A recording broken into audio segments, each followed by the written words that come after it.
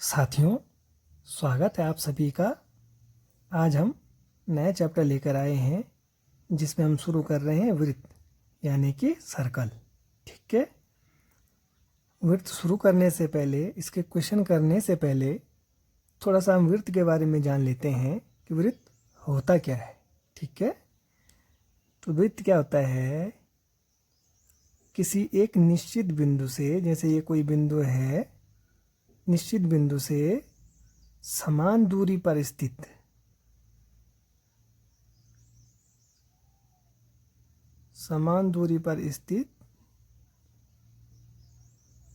ऐसा कुछ गोल आकृति, इसको आप गोल समझो क्योंकि गोल बनी नहीं है, फिर भी आप इसको गोल समझिए। देखो, किसी निश्चित बिंदु से, ये निश्चित कोई बिंदु है, समान दूरी पर स्थित, यानी समान दूरी, यहाँ से यहाँ तक की दूरी बराबर, समान दूरी यहाँ से यहाँ तक की दूरी बराबर, यहाँ से यहाँ तक की दूरी बराबर, यहाँ से यहाँ तक की दूरी बराबर, यहाँ से यहाँ तक की दूरी बराबर, ये सारी दूरियाँ बराबर होंगी।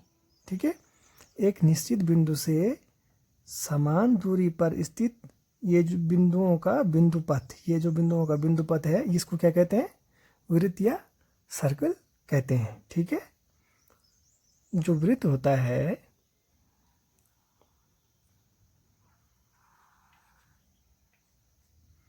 ठीक है, जो वृत्त होता है, इसका जो सेंटर वाला पॉइंट होता है, या यहाँ पे मैंने आपको बताया, इस सेंटर से सभी जगह की दूरी, ये वाली दूरी जितनी होगी, ऐसी दूरी ये भी बराबर होगी। यानी इसकी जो केंद्र बिंदु है वृत्त का, उससे ये जितनी लाइन वृत्त की इस बाहर वाली लाइन को टच करेगी, उनकी दूरी हमेशा बराबर होगी।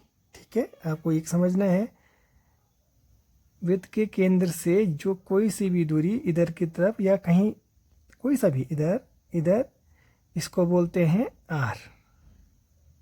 ठीक है, आर माने, आर होता है त्रिज्या। ठीक है, ये वृत्त की त्रिज्या कहलाती है। त्रिज्या यानी रेडियस।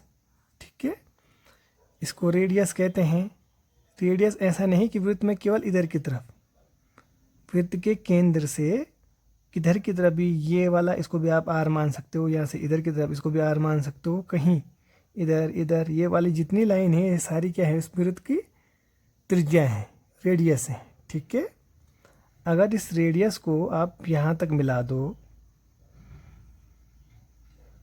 ठीक है, एक ऐसी लाइन जो यहाँ से पूरे केंद्र से होकर दोनों सिरों को टच करती है, वो क्या कहलाती है? व्यास। ठीक है, वो वृत्त का व्यास यानी डायमीटर कहलाती है। ठीक है, अगर यहाँ से यहाँ तक आर है, तो यहाँ से यहाँ तक भी आर, तो ये दोनों आर जोड़ दोगे आप, तो ये हो जाएगा 2r। ठीक है, व्यास क्या हो गया? 2r। ठीक, अगर बात करें जीवा, जीवा क्या होती है? ऐसी रेखा जो एक सिरे से दूसरे सिरे को मिलाती हो।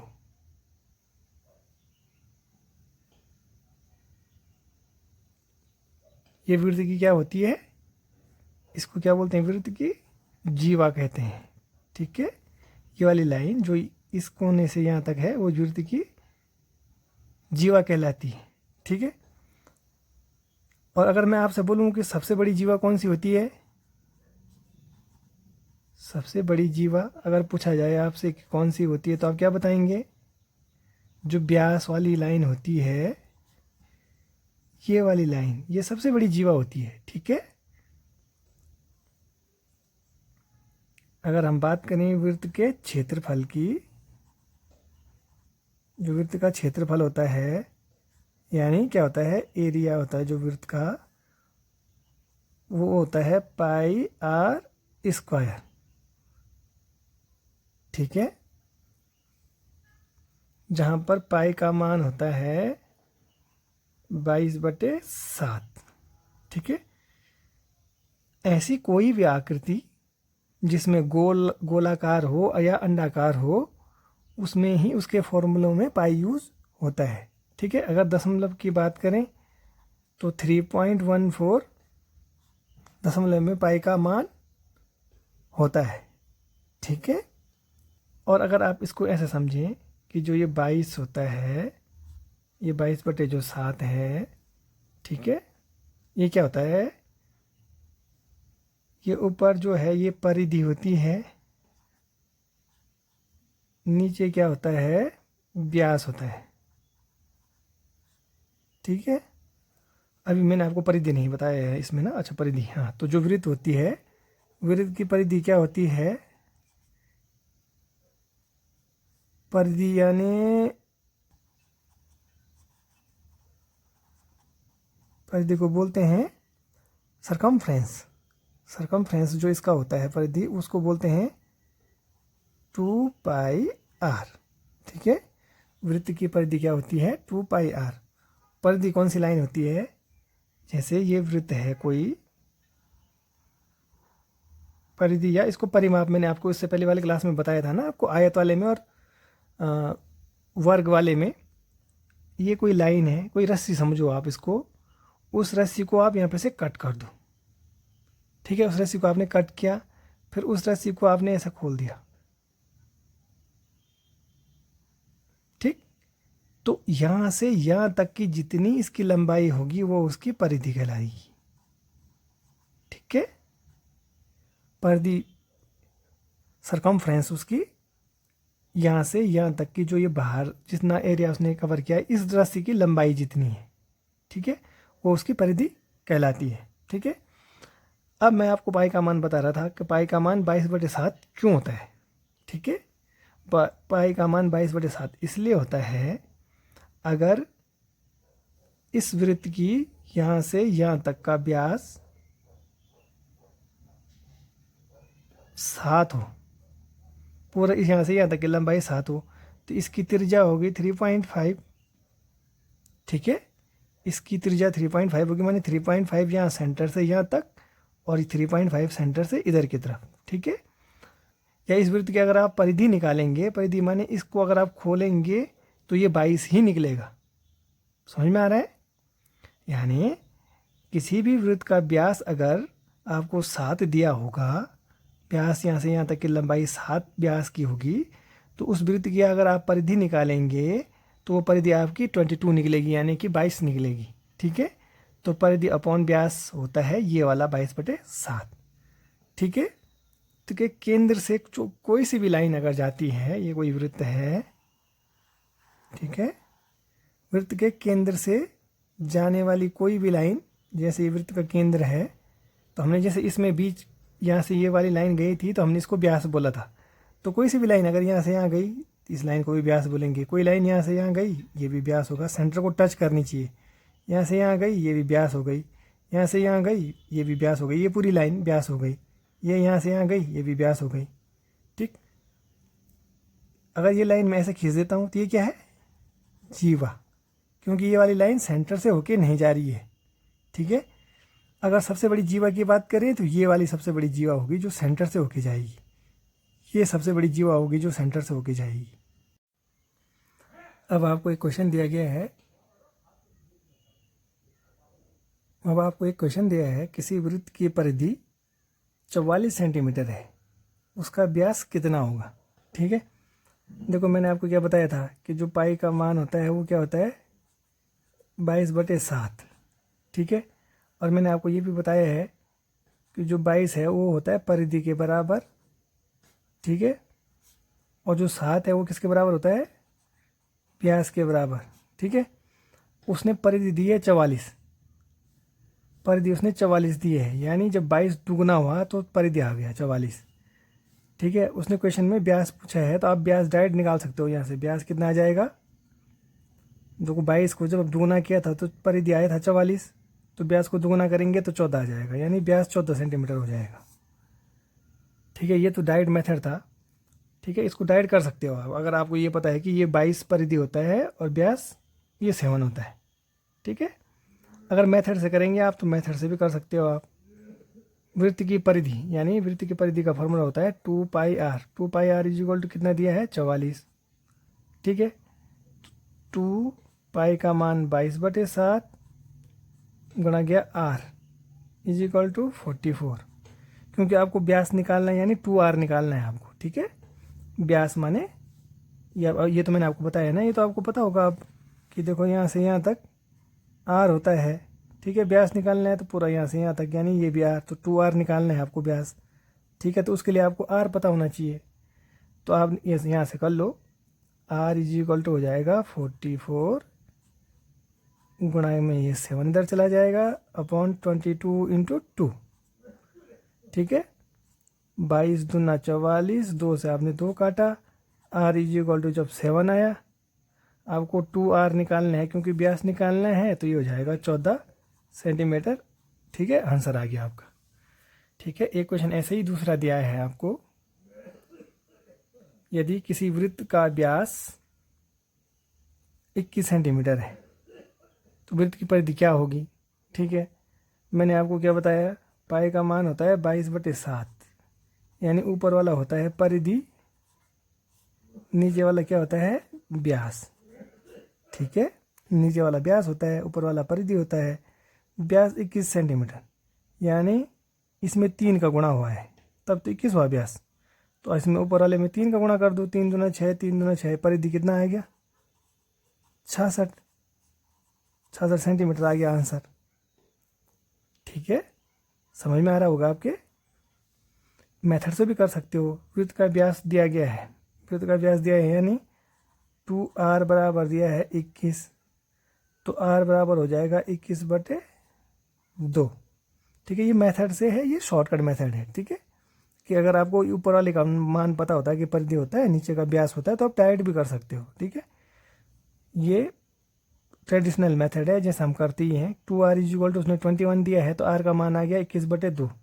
वृत्त की परिधि क्या होगी, वृत्त की परिधि का फॉर्मूला क्या होता है, परिधि का मान परिधि होता है 2 पाई r, ठीक है। 2 से 2 काट दो, 7 या 21, यानी 3 दूना 6, 3 दूना 6 सेंटीमीटर आ गया ना आंसर, ठीक है। तो ये कॉन्सेप्ट आप, आई होप आपको क्लियर हो गया होगा। कोई वृत्त है, उसकी त्रिज्या आपको 14 सेंटीमीटर दी गई है, उसका आपको क्षेत्रफल निकालना है, ठीक है। कि उसका क्षेत्रफल क्या होगा, तो उसका क्षेत्रफल आप कैसे निकालेंगे। वृत्त का क्षेत्रफल का फॉर्मूला क्या होता है, मैंने आपको बताया, वृत्त का क्षेत्रफल होता है पाई r², ठीक है। पाई का मान होता है 22/7, r का मान आपको दिया गया है 14 इंटू 14, r² माने 14 गुणा गया 14, 2 बार आप 14 लिख देंगे। अब 7 से काट दीजिए, 7 दूना 14, 22 दूना 44 गुणा गया 14, ठीक है। 14 चौको 56 का 6 बचा 5, 14 चौको 56 और 5 61, ठीक है। सेंटीमीटर में दिया है, तो क्षेत्रफल स्क्वायर निकल जाएगा, वर्ग स्क्वायर या सेंटीमीटर स्क्वायर, ठीक है।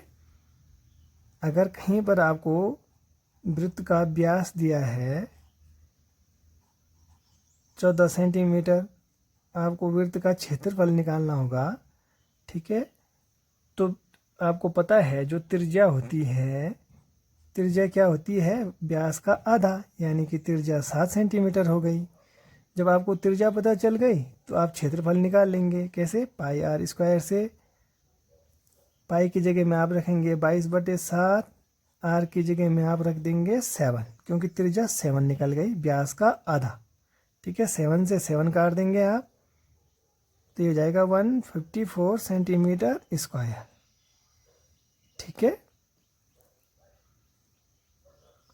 अब अगर आपको कहीं पर कोई क्वेश्चन ऐसा दिया हो कि वृत्त का आपको क्षेत्रफल दे दिया गया हो, वृत्त का क्षेत्रफल आपको दे दिया 154 सेंटीमीटर स्क्वायर, ठीक है। और आपको पूछ दे कि इसकी परिधि आपको निकालनी है कि परिधि कितनी होगी, परिधि या परिमाप, ठीक है। इसकी परिधि क्या होगी, तो आप क्या करेंगे, आपको क्या पता है, वृत्त का क्षेत्रफल होता है पाई r² बराबर 154 उसने दिया है, ठीक है। पाई का मान आप रख देंगे, पाई का मान होगा 22/7 गुणा गया R square is equal to 154। ठीक है, थोड़ा इसको आगे सॉल्व करेंगे तो R square is equal to आप यहाँ से निकाल लेंगे 154 इंटू 7 अपॉन 22। ठीक है, क्योंकि ये 7 इधर क्रॉस मल्टीप्लाई हो जाएगा, 22 नीचे चला जाएगा। ठीक है, तो 22 सते 7 दूना 14 का 4 हासिल लगा 1, 7 दूना 14 1 15, तो 22 सते होता है 154। तो R square is equal to आ गया 49। ठीक है, आर इज इक्वल टू 7। ठीक है, आई होप यहाँ तक आपको समझ में आ गया होगा। जब आर आपको 7 पता चल गया तो आपको क्या निकालना है, उसकी परिधि निकालनी है। ठीक है, तो वृत्त की परिधि कैसे निकाल लोगे आप? परिधि के लिए मैंने आपको बताया था क्या होता है 2 पाई आर। ठीक है, 2 पाई का मान 22/7, आर का मान 7। 7 से आप 7 काट दोगे तो 22 दूना 44 सेंटीमीटर आपकी वृत्त की परिधि आ गई। ठीक है, अब आपको एक क्वेश्चन दिया गया है 28 सेंटीमीटर वाला पहिया 66 मीटर की दूरी को तय करने में कितना चक्कर लगाएगा। ठीक है, बहुत ही इंपॉर्टेंट क्वेश्चन है, ध्यान से देखिएगा, एग्जाम में बहुत बार ऐसा क्वेश्चन पूछा जाता है। ठीक है, 28 सेंटीमीटर वाला पहिया, देखो कोई पहिया है ये वाला। ठीक है, वो कितने का है बोल रहा है 28 सेंटीमीटर, यहाँ पे व्यास था। ठीक है, क्वेश्चन में यहाँ पे व्यास था 28 सेंटीमीटर व्यास वाला पहिया 66 मीटर की दूरी को तय करने में कितने चक्कर लगाएगा। ठीक है, जो पहिया है वो यहाँ से यहाँ तक जो इसका व्यास है, जो सेंटर से होकर लाइन जाती है ये वाली, ये 28 मीटर की है, तो यहाँ इसकी त्रिज्या हो जाएगी 14। ठीक है, आर बराबर 14 माने यहाँ से यहाँ तक की दूरी 14 हो जाएगी। ठीक, जो चक्करों की संख्या होती है, निकालने हमको चक्करों की संख्या कि चक्कर कितने लगाएगा। ठीक है, तो चक्करों की संख्या क्या होगी, वो होगी कुल दूरी कि उसने कुल कितनी दूरी है, कितनी दूरी उसने तय करनी है। ठीक है, अपॉन में हो जाएगा चक्कर में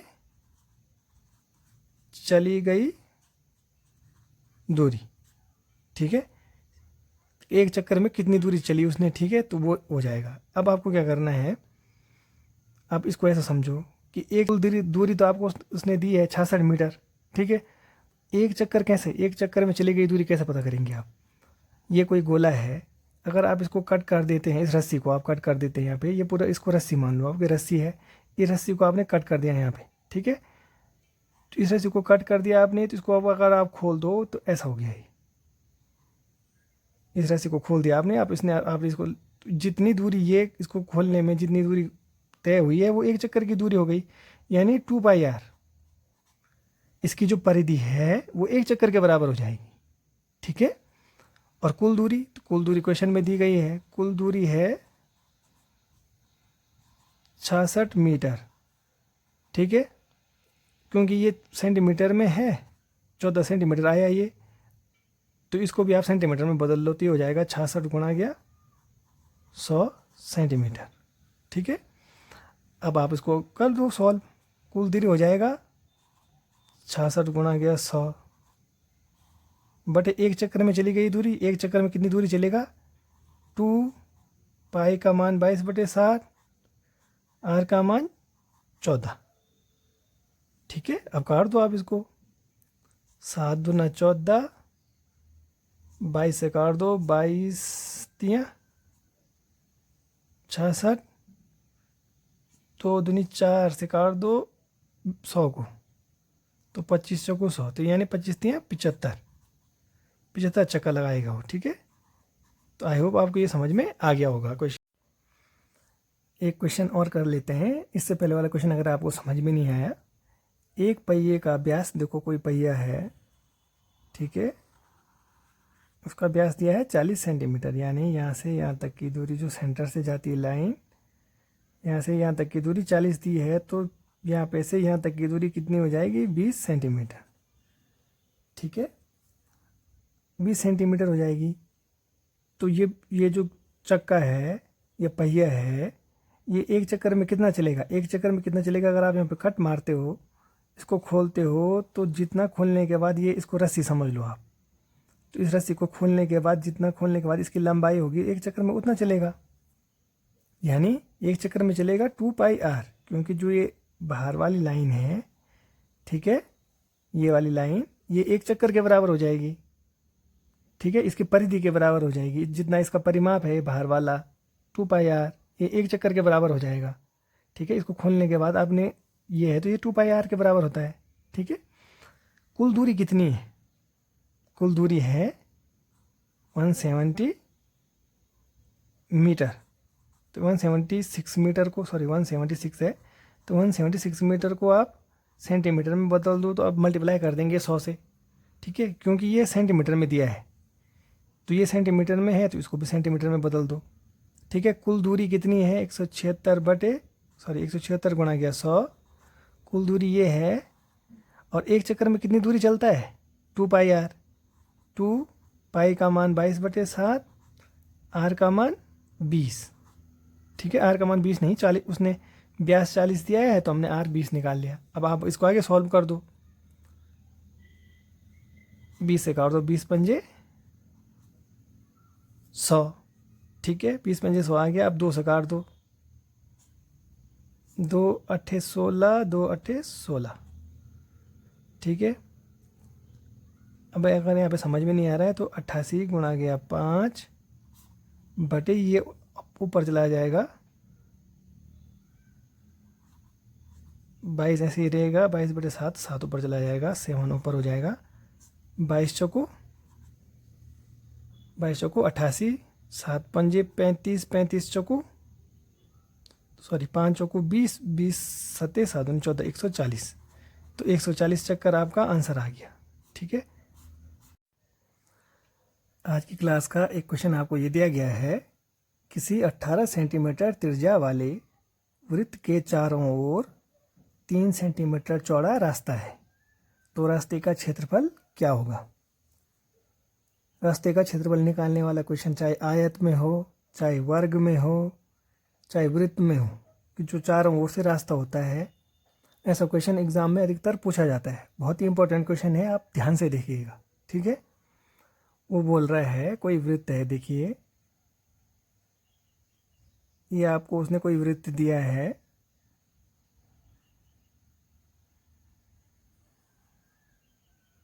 ठीक,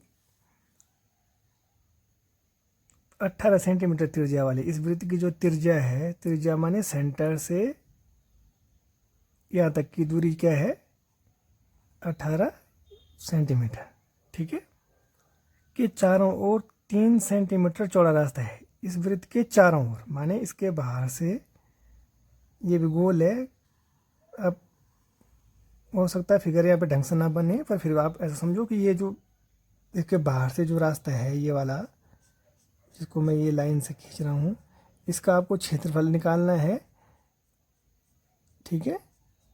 और इसकी उसने चौड़ाई कितनी दी गई है, इसकी चौड़ाई, इस वाले क्षेत्रफल, इसका आपको क्षेत्रफल निकालना है रास्ते का, ठीक है। और इसकी ये चौड़ा कितना है, यहाँ से यहाँ तक ये 3 सेंटीमीटर चौड़ा है, ठीक है। तो इसका क्षेत्रफल कैसे निकाल सकते हैं, इसका क्षेत्रफल निकालने के लिए अब आप ये सोचो, इस वृत्त की यहाँ से यहाँ तक की दूरी 18 है, और जो ये रास्ता है ये 3 सेंटीमीटर चौड़ा है, तो अगर हम इसको ऐसे बढ़ा दें यहाँ तक, ठीक है, तो यहाँ से यहाँ तक की दूरी कितनी हो गई, 18 यहाँ से यहाँ तक थी, 3 हो गई 21, यानी जो बड़ा वृत्त है, बड़ा वृत्त समझ में आया कौन सा, बड़ा वृत्त माने यहाँ से सेंटर से यहाँ तक, ये बाहर वाला जो बड़ा वृत्त है, बड़ा वृत्त, बड़े वृत्त का आर क्या है, बड़े वृत्त की त्रिज्या कितनी हो गई 21 हो गई, 21 सेंटीमीटर, ठीक है। और जो छोटा वृत्त है उसकी त्रिज्या कितनी हो गई, छोटे वृत्त की त्रिज्या हो गई 18 सेंटीमीटर। देखो छोटा वृत्त यहाँ से यहाँ तक है, इसकी त्रिज्या हो गई 18 सेंटीमीटर, बड़ा वृत्त यहाँ से यहाँ तक है, उसकी त्रिज्या हो गई 21 सेंटीमीटर, क्योंकि 18 यहाँ से यहाँ तक है, ये 3 सेंटीमीटर चौड़ा है, तो हमने यहाँ पे भी 3 सेंटीमीटर, यहाँ पे भी 3, यहाँ पे भी 3, हर जगह वो 3 सेंटीमीटर चौड़ा होगा, ठीक है। तो बड़े वृत्त में से अगर हम कैसे करके निकाल सकते हैं रास्ते का क्षेत्रफल, अगर हम बड़े वृत्त का क्षेत्रफल निकाल दें यहाँ से यहाँ तक का, ठीक है, यहाँ से यहाँ तक का क्षेत्रफल पूरा निकालें, उसमें छोटे वृत्त का क्षेत्रफल माइनस कर दें तो रास्ते का क्षेत्रफल निकल आएगा। अब ऐसे देखो ना, आप यहाँ से यहाँ तक का पूरे लंबे जो बड़ा वृत्त है इसका क्षेत्रफल आप यहाँ से निकाल दो, ठीक, उसमें से आप माइनस कर दो छोटे वृत्त का क्षेत्रफल यहाँ तक का, तो ये डिस्टेंस आपको पता चल जाएगी, इसका क्षेत्रफल पता चल जाएगा। तो क्या होगा, बड़े वृत्त का क्षेत्रफल माने पाई आर स्क्वायर, अगर आप बड़े वृत्त को R1 मान लो, माइनस पाई R2 स्क्वायर, ठीक है। बड़े वृत्त को आपने R1 मान लिया, इसका त्रिज्या को, इसको R2 मान लिया, ठीक है। अब मान रख दो आप, पाई को आप कॉमन ले लो, R1 square minus R2 square हो जाएगा, ठीक है। अब आगे आप इसको सॉल्व करो, पाई यानी 21 का स्क्वायर माइनस 18 का स्क्वायर, समझ में आ रहा है। अब देखिए, अब इसमें ए स्क्वायर माइनस बी स्क्वायर का आप फॉर्मूला लगा सकते हो, ठीक है। पाई को ऐसे रहने दो, A square minus B square. अब कुछ बच्चे क्या करेंगे, इसको A square plus B square minus 2 ये भी लगा देंगे इसमें, परंतु ये वाला जो फॉर्मूला होता है ये होता है ए माइनस बी के होल स्क्वायर का फॉर्मूला, ठीक है। ये आपको पता होना चाहिए, कन्फ्यूजन नहीं करना है। ये यहाँ पे पूछ रहा है ए स्क्वायर माइनस बी स्क्वायर का, तो इसका फॉर्मूला क्या होता है, ए प्लस बी ए माइनस बी, ठीक है। तो ए प्लस बी यानी 21 धन 18, ए प्लस बी हो गया, ए माइनस बी माने 21 माइनस 18, ठीक है। पाई 21 धन 18 कितना हो गया, 39, 18 में से सॉरी 21 में से 18 गया, ये 3 बचा, ठीक है। तो ये हो जाएगा 3 में 27 का 7, 2 3 3 9 2 11, 117 पाई, ठीक है। ये आ जाएगा 117 पाई। अगर आगे आप सॉल्व करो तो 117 गुणा गया 3.14, इतना पाई का मान होता है। तो ये हो जाएगा, इसको मल्टीप्लाई करेंगे आप तो कितना आएगा, लगभग 367 के अराउंड आ जाएगा, पॉइंट समथिंग आएगा, 3738 ऐसा कुछ करके सेंटीमीटर स्क्वायर। तो आप इसको मल्टीप्लाई, आई होप आपको मल्टीप्लाई करना आता होगा, ठीक है। बहुत ही इंपॉर्टेंट क्वेश्चन है, ध्यान से देखिएगा इस क्वेश्चन को, ठीक है। एक बार आप खुद से ट्राई कीजिएगा। आप अपने पास जब भी आप क्लास लेते हैं, वो ऐसा नहीं है कि आप इसी क्लास को लो, आप मैथ्स की कोई सी भी क्लास लेते हो तो आप अपने पास हमेशा एक पेन और अपने कॉपी रखिएगा, उसमें क्वेश्चन को लिखिएगा, क्वेश्चन सॉल्व करने की कोशिश कीजिएगा, तब आपको समझ में आएगा, ठीक है। मैं ऐसा नहीं बोल रहा हूँ कि आप इसी चैनल पे देखिए, इन्हीं क्वेश्चनों को देखिए, आपको जहाँ से समझ में आता है वहाँ उस क्लास को देख सकते हैं, ठीक है। आपको केवल पढ़ने से मतलब होना चाहिए, आपको समझ में आना चाहिए, बाकी कुछ नहीं। टाइम वेस्ट करने से अच्छा है कि आप अपनी क्लास पर ध्यान दीजिए।